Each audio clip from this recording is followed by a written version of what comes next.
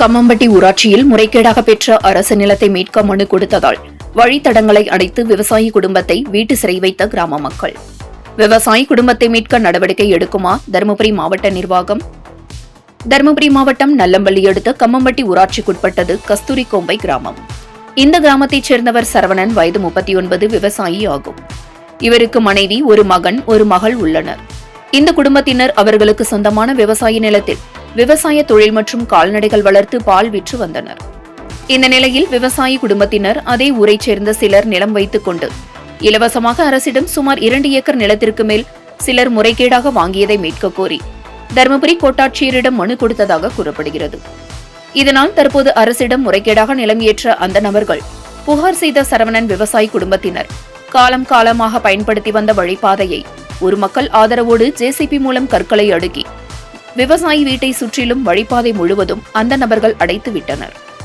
இதனால் தற்போது விவசாயி சரவணன் குடும்பத்தினர் வீட்டை விட்டு வெளியே வர முடியாமல், விவசாய நிலத்தில் விளைந்த காய்கறிகளை மார்க்கெட்டுக்கு எடுத்து செல்ல முடியாமலும், கறவை மாடுகளில் இருந்து கறந்த பாலை எடுத்து சென்று விற்க முடியாமல் இருந்து வருகின்றனர். மேலும் குழந்தைகள் கல்லூரிக்கு செல்ல முடியாமல் கடந்த 5 நாட்களுக்கு மேல் இருந்து வருகின்றனர். ரேஷன் பொருட்கள், மளிகை சாமான் பொருட்கள் வாங்க முடியாத சூழ்நிலை ஏற்பட்டுள்ளதால் உணவு இல்லாமல் விவசாயி குடும்பத்தினர் தவித்து வரும் நிலைக்கு தள்ளப்பட்டுள்ளனர். வீட்டில் இருந்த அரிசி பருப்பு இருக்கும் வரை உணவு உட்கொண்டு வரும் குடும்பத்தினர் தற்போது உணவு இல்லாமல் உயிரிழக்கும் சூழ்நிலைக்கு தள்ளப்பட்டுள்ளதாக விவசாயி குடும்பத்தினர் வேதனையுடன் தெரிவித்துள்ளனர். விவசாயி குடும்பத்தினர் கடந்த 5 நாட்களுக்கு மேல் வழிபாதை இல்லாமல் வீட்டு சிறை வைக்கப்பட்டுள்ள விவகாரம் குறித்து சம்பந்தப்பட்ட அதிகாரிகள் மற்றும் போலீசாருக்கு புகார் மனு கொடுத்தும் இதுவரை அதிகாரிகளும் போலீசாரும் எந்த நடவடிக்கையும் எடுக்கவில்லை என கூறப்படுகிறது.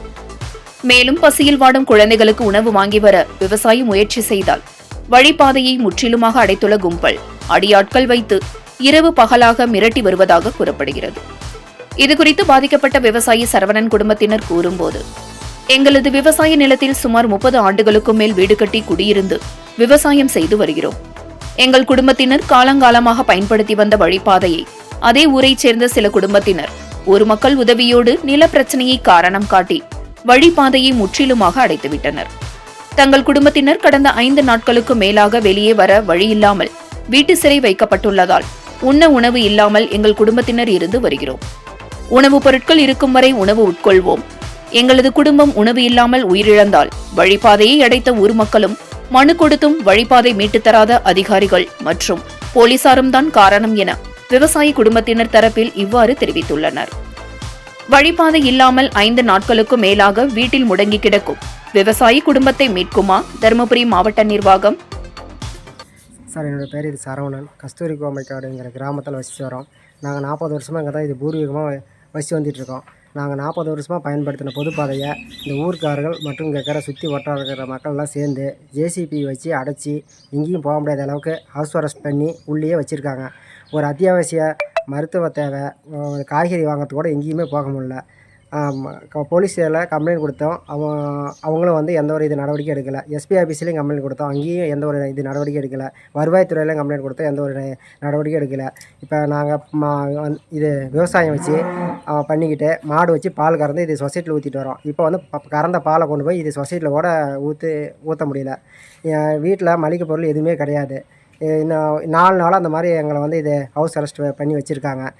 வீட்டில் மளிகை பொருள் இல்லாதனால சாப்பாட்டுக்கு எந்த ஒரு வழியும் இல்லாமல் இன்னும் ஒரு நாள் 2 நாளைக்கு தான் சாப்பாட்டுக்கு இருக்கும். அதுக்கு மேலே பசியால் சாக வேண்டியதுதான். அப்படி பசியால் சாகிறத பேச நான் குடும்பத்தோடு இது தற்கொலை பண்ணிட்டு செத்துடுறோம்.